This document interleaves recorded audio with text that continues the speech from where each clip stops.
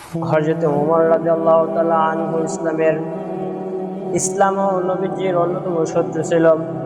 একদিন হযরত ওমর রাদিয়াল্লাহু তাআলা আনহু রাগের ক্ষোভে নবী করিম সাল্লাল্লাহু আলাইহি ওয়াসাল্লামকে হত্যা করার জন্য বের হয়েছেন। এমন সময় এক পথে এক ব্যক্তির সাথে দেখা। হযরত ওমর রাদিয়াল্লাহু তাআলা আনহুকে বলছেন, কোথায় যাও? হযরত ওমর রাদিয়াল্লাহু তাআলা আনহু বলছেন, রাসূলকে হত্যা করতে যাই।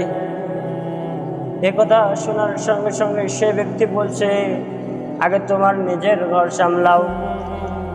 হযরত ওমর রাদিয়াল্লাহু তাআলা আনহু এই কথা শোনার সঙ্গে সঙ্গে রাগান্বিত হয়ে গেল। তুমি কি বলছো? আমি তো কিছুই বুঝি না।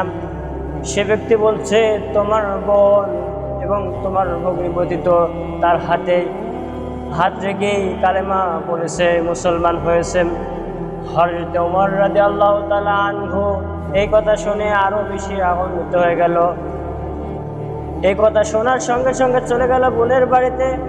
যাওয়ার পরে বোনের দরজার কাছে কান পেতে শুনছে ঘরের ভিতর কি যেন পড়ছে। হযরত ওমর রাদিয়াল্লাহু তাআলা আনহু শোনার পরে দরজাটা ভেঙে ভিতরে ঢুকে হযরত ওমর রাদিয়াল্লাহু তাআলা আনহু এবং ভগ্নী জামাইকে বলছে, তোমরা কি পড়ছো? প্রশ্ন করেছে। হযরত ওমর রাদিয়াল্লাহু তাআলা আনহু প্রশ্ন করেছেন, কিন্তু প্রশ্নের কোনো উত্তর না দিয়াই হযরত ওমর রাদিয়াল্লাহু তাআলা আনহু এতটাই রাগান্বিত ছিলেন যে কোনো কথাই না শুনে তাকে আঘাত করতে শুরু করলেন। এতটাই মারধর করলেন, মারতে মারতে এক পর্যন্ত রক্ত ঝরে গেল।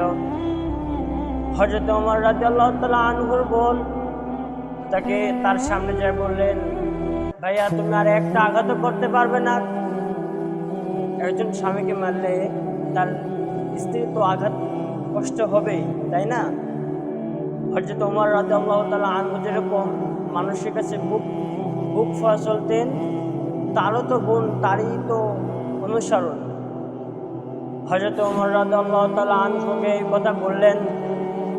হযরত ওমর রাদিয়াল্লাহু তাআলা আনহু বললেন, তাহলে তোরা কি করছিস আমাকে দেখা। হযরত ওমর রাদিয়াল্লাহু তাআলা আনহু বললেন, না তুমি তো নাপাক হয়েছে, তোমাকে বলতে পারবো না আমরা কি করছি। আমরা এমন এক নবীর প্রতি ঈমান এনেছি, তুমি যদি আমাকে মারতে মারতে মেরেও ফেল দাও তাও আমি ঈমান হারাবো না। হযরত ওমর রাদিয়াল্লাহু তাআলা আনহু বোনের মুখে এই কথা শুনে মাথা নিচু করে ফেললেন। হযরত ওমর রাদিয়াল্লাহু তাআলা